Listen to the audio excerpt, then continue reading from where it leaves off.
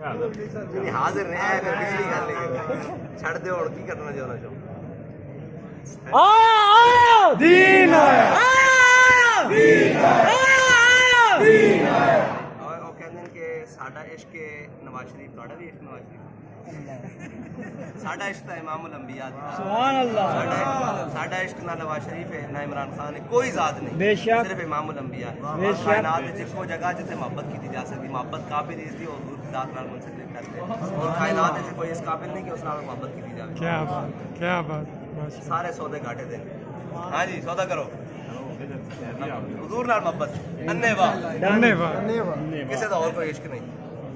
झूठ बोल सकता है इश्क हो ही नहीं सकता दो फंडा दी मारे हमें जनाब किसी ने डक भी लिया तो इश्क लग जाएगा और वो इश्क का होए जो कबर च पहुंचना ना हमें पूछना दसो इन्हां दे बारे की कहंदे सो जी एन करके उन्होंने पूछना भी की करते दसो इन्हां दे बारे की कहंदे हो जेडे कहंदे रेड लाइन है ते उन्होंने ये दस देना कि साडे कोल पुछदे हो सरवर को हूं के मालिक हो मौला ये इश्क हो जेड़ा मरण तो बाद भी नहीं लथना बेशक ये मोहब्बत दे जामन जेड़ा नशा नहीं लगता बाकी सारी दुनिया दे नशे लग जाने अगर ये नशा लग जाए तो फिर कबर च जवाब नहीं दिते जाने लिहाजा असी तो वो जाम पिलाने जिहदा नशा नहीं लगता दूर दी मोहब्बत है जाम हाँ जी बस जी आओ जी करो जी सारे लो जी साडा काम मुकम्मल होया ले जाओ जी अल्लाह ताला तुहाडी नस्ल की बरकत करा हाँ भी काका जिस दिन छड़ देन उस दिन तेरा काम में बिल्कुल निकल